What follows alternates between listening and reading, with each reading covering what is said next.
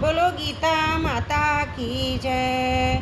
ओम श्री परमात्मने नमः। श्रीमद् भगवद गीता तृतीय अध्याय 21वां श्लोक। यद यदाचरति श्रेष्ठ तत् तदेवेतरो जने ये यत् प्रमाणम कुरुते लोकस तदनुवर्तते। श्रेष्ठ पुरुष जो जो आचरण करता है अन्य पुरुष भी वैसा ही आचरण करते हैं। वह जो कुछ प्रमाण कर देता है समस्त मनुष्य समुदाय उसी के अनुसार बरतने लग जाता है। यदिदाचरति श्रेष्ठ तत् देवतरो जने। श्रेष्ठ पुरुष वही है जो संसार और स्वयं को तत्व से जानता है। उसका यह स्वाभाविक अनुभव होता है कि शरीर, इंद्रियां, मन, बुद्धि, धन, कुटुंब, जमीन आदि पदार्थ संसार के हैं, अपने नहीं। इतना ही नहीं, वह श्रेष्ठ पुरुष त्याग, वैराग्य, प्रेम, ज्ञान, सद्गुण आदि को भी अपना नहीं मानता, क्योंकि उन्हें भी अपना मानने से व्यक्तित्व पुष्ट होता है जो तत्व प्राप्ति में बाधक है। मैं त्यागी हूँ, मैं बैरागी हूँ, मैं सेवक हूँ, मैं भक्त हूँ आदि भाव भी व्यक्तित्व को पुष्ट करने वाले होने के कारण तत्व प्राप्ति में बाधक होते हैं। श्रेष्ठ पुरुष में व्यष्टि अहंकार तो होता ही नहीं और समष्टि अहंकार व्यवहार मात्र के लिए होता है जो संसार की सेवा में लगा रहता है, क्योंकि अहंकार भी संसार का ही है। संसार से मिले हुए शरीर, धन, परिवार, पद, योग्यता, अधिकार आदि सब पदार्थ सदुपयोग करने अर्थात दूसरों की सेवा में लगाने के लिए ही मिले हैं, उपभोग करने अथवा अपना अधिकार जमाने के लिए नहीं। जो इन्हें अपना और अपने लिए मानकर इनका उपभोग करता है उसको भगवान चोर कहते हैं। ये सब पदार्थ समष्टि के ही हैं, व्यष्टि के कभी किसी प्रकार नहीं। वास्तव में इन पदार्थों से हमारा कोई संबंध नहीं है।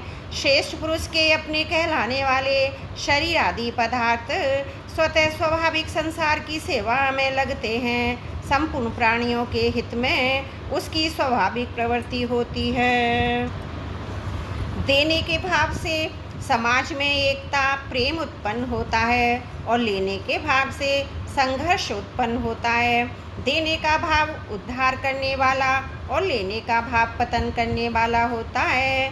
शरीर को मैं, मेरा अथवा मेरे लिए मानने से ही लेने का भाव उत्पन्न होता है।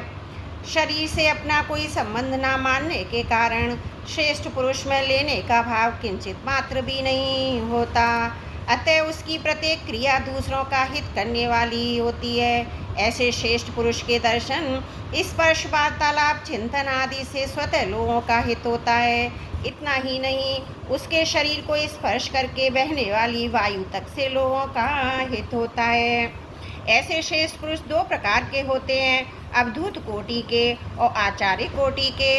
अवधूत कोटि के श्रेष्ठ पुरुष अवधूतों के लिए ही आदर्श होते हैं, साधारण जनता के लिए नहीं। परंतु आचार्य कोटि के श्रेष्ठ पुरुष मनुष्य मात्र के लिए आदर्श होते हैं। यहाँ आचार्य कोटि के श्रेष्ठ पुरुषों का वर्णन किया गया है जिनके आचरण सदा शास्त्र मर्यादा के अनुसार ही होते हैं। कोई देखे या ना देखे, अहंता ममता न रहने के कारण उनके द्वारा स्वाभाविक ही कर्तव्य का पालन होता है। जैसे जंगल में कोई पुष्प खिलता है, इसके बाद मुरझा जाता है, सूख कर गिर जाता है, उसे किसी ने देखा नहीं, फिर भी उसने चारों ओर अपनी सुगंध फैलाकर दुर्गंध का नाश किया है। इसी तरह श्रेष्ठ पुरुष से परहित का असीम भाव होने के कारण संसार मात्र का स्वाभाविक ही बहुत उपकार हुआ करता है, चाहे कोई समझे या ना समझे। कारण है कि व्यक्तित्व मिट जाने के कारण भगवान की उस पालन शक्ति के साथ उसकी एकता हो जाती है जिसके द्वारा संसार मात्र का हित हो रहा है। जैसे एक ही शरीर के सब अंग भिन्न भिन्न होने पर भी एक ही हैं, जैसे किसी भी अंग में पीड़ा होने पर मनुष्य उसे अपनी पीड़ा मानता है, ऐसे ही संसार के सब प्राणी भिन्न भिन्न होने पर भी एक ही हैं। जैसे शरीर का कोई भी पीड़ित रोगी अंग ठीक हो जाने पर संपूर्ण शरीर का हित होता है, ऐसे ही मर्यादा में रहकर प्राप्त वस्तु, समय, परिस्थिति आदि के अनुसार अपने कर्तव्य का पालन करने वाले मनुष्य के द्वारा संपूर्ण संसार का स्वतः हित होता है। श्रेष्ठ पुरुष के आचरणों और वचनों का प्रभाव स्थूल रीति से पड़ता है जो सीमित होता है, परंतु उसके भावों का प्रभाव सूक्ष्म रीति से पड़ता है जो असीम होता है। कारण यह है कि क्रिया तो सीमित होती है पर भाव असीम होता है। श्रेष्ठ पुरुष जिन भावों को अपने आचरणों में लाता है उन भावों का दूसरे मनुष्यों पर बहुत प्रभाव पड़ता है।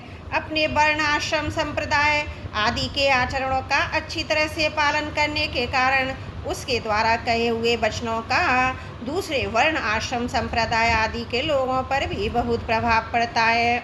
यद्यपि श्रेष्ठ पुरुष अपने लिए कोई आचरण नहीं करता, उसमें कर्तव्य अभिमान भी नहीं होता तथा लोगों की दृष्टि में वह आचरण करता हुआ दिखने के कारण यहाँ आचरती क्रिया का प्रयोग हुआ है। उसके द्वारा उपकार के लिए स्वतः स्वाभाविक क्रियाएं होती हैं। अपना कोई स्वार्थ न रहने के कारण उसकी छोटी बड़ी प्रत्येक क्रिया लोगों का स्वतः हित करने वाली होती है, यद्यपि उसके लिए कोई कर्तव्य नहीं है। प्राय देखा जाता है कि जिस समाज संप्रदाय जाति वर्णाश्रम आदि में जो श्रेष्ठ मनुष्य कहलाते हैं, जिनको लोग श्रेष्ठ मानकर आदर की दृष्टि से देखते हैं, वे जैसा आचरण करते हैं उस समाज संप्रदाय जाति आदि के लोग भी वैसा ही आचरण करने लग जाते हैं। अंतकरण में धन और पद का महत्व एवं लोभ रहने के कारण लोग अधिक धन वाले लखपति, करोड़पति तथा ऊंचे पद वाले नेता, मंत्री आदि पुरुषों की श्रेष्ठ शान लेते हैं, बहुत आदर की दृष्टि से देखते हैं। उनके अंतकरण में जड़ वस्तुएं, धन, पद आदि का महत्व है। वे मनुष्य वास्तव में ना तो स्वयं श्रेष्ठ होते हैं, ना श्रेष्ठ व्यक्ति को समझ ही सकते हैं। जिसको वे श्रेष्ठ समझते हैं वह भी वास्तव में श्रेष्ठ नहीं होता। यदि उनके हृदय में धन का अधिक आदर है तो उन पर अधिक धन वालों का ही प्रभाव पड़ता है, जैसे चोर पर चोरों के सरदार का ही प्रभाव पड़ता है। वास्तव में श्रेष्ठ न होने पर भी लोगों के द्वारा श्रेष्ठ मान लिए जाने के कारण उन धनी तथा उच्च पदाधिकारी पुरुषों के आचरणों का समाज में स्वतः प्रचार हो जाता है। जैसे धन के कारण जो श्रेष्ठ माने जाते हैं, वे पुरुष जिन जिन उपायों से धन कमाते और जमा करते हैं उन उपायों का लोगों में स्वतः प्रचार हो जाता है, चाहे वे उपाय कितने ही गुप्त क्यों ना हो। यही कारण है कि वर्तमान में झूठ, कपट, बेईमानी, धोखा, चोरी आदि बुराइयों का समाज में किसी पाठशाला में पढ़ाए बिना स्वतः प्रचार होता चला जा रहा है। ये दुख और आश्चर्य की बात है कि वर्तमान में लोग लखपति को तो श्रेष्ठ मान लेते हैं पर प्रतिदिन भगवान नाम का लाख जप करने वाले को श्रेष्ठ नहीं मानते। वे ये विचार ही नहीं करते कि लखपति के मरने पर एक कौड़ी भी साथ नहीं जाएगी, जबकि भगवत नाम का जप करने वाले के मरने पर पूरा का पूरा भगवत नाम रूप धन उसके साथ जाएगा, एक भी भगवान नाम पीछे नहीं रहेगा। अपने अपने स्थानीय क्षेत्र में जो पुरुष मुख्य कहलाते हैं उन अध्यापक, व्याख्यानदाता, आचार्य, गुरु, नेता, शासक, महंत, कथावाचक, पुजारी आदि सभी को अपने आचरणों में विशेष सावधानी रखने की बड़ी भारी आवश्यकता है, जिससे दूसरों पर उनका अच्छा प्रभाव पड़े। इसी प्रकार परिवार के मुख्य व्यक्ति को भी अपने आचरणों में पूरी सावधानी रखने की आवश्यकता होती है, कारण कि मुख्य व्यक्ति की ओर सबकी दृष्टि रहती है। रेलगाड़ी के चालक के समान मुख्य व्यक्ति पर विशेष जिम्मेवारी रहती है। रेलगाड़ी में बैठे उन व्यक्ति सोए रहते हैं पर चालक को सदा जागृत रहना पड़ता है। उसकी थोड़ी भी असावधानी से दुर्घटना हो जाने की संभावना रहती है। इसलिए संसार में अपने अपने क्षेत्र में श्रेष्ठ माने जाने वाले सभी पुरुषों को अपने आचरणों पर विशेष ध्यान रखने की बहुत आवश्यकता है। सा यत् प्रमाणम कुर्ते लोकस्तदनु वर्तते, जिसके अंतकरण में कामना, ममता, आसक्ति, स्वार्थ, पक्षपात आदि दोष नहीं है, नाशवान पदार्थों का महत्व है, कुछ भी लेने का भाव नहीं है, ऐसे मनुष्य के द्वारा कहे हुए वचनों का प्रभाव दूसरे पर स्वतः पड़ता है और वे उसके वचनानुसार स्वयं आचरण करने में भी लग जाते हैं। यहाँ ये शंका हो सकती है कि जब आचरण की बात कह दी तब प्रमाण की कहने की क्या आवश्यकता है। इसका समाधान ये कि यद्यपि आचरण मुख्य होता है तथापि एक ही मनुष्य के द्वारा सभी वर्णों आश्रम संप्रदायों आदि के भावों का आचरण करना संभव नहीं है। अतः श्रेष्ठ मनुष्य स्वयं जिस वर्ण आश्रम आदि में है उसके अनुसार तो वह सांगोपांग आचरण करता ही है। अन्य वर्ण आश्रम संप्रदाय आदि के लोगों के लिए भी अपने वचनों से शास्त्र इतिहास आदि के प्रमाण से वह शिक्षा देता है कि अपने लिए कुछ न करके पूर्ण प्राणियों के हित के भाव से अपने अपने कर्तव्य का पालन करना कल्याण का सुगम और श्रेष्ठ साधन है। अपने कर्तव्य का पालन करने लगना चाहिए। यद्यपि आचरण क्षेत्र सीमित और प्रमाण का क्षेत्र विस्तृत होता है, तथापि भगवान के द्वारा श्रेष्ठ पुरुष के आचरण में भी समाज पर बहुत 5 गुना असर पड़ता है। श्रेष्ठ मनुष्य स्वयं अपने वर्ण आश्रम आदि के अनुसार आचरण ना करके केवल प्रमाण दें तो उसका लोगों पर विशेष प्रभाव नहीं पड़ेगा। उसमें लोगों का ऐसा भाव हो सकता है कि बातें तो केवल कहने सुनने की हैं, क्योंकि कहने वाला स्वयं भी तो अपने कर्तव्य कर्म का पालन नहीं कर रहा। ऐसा भाव होने पर लोगों में अपने कर्तव्य के प्रति अश्रद्धा रुचि होने की संभावना रहती है।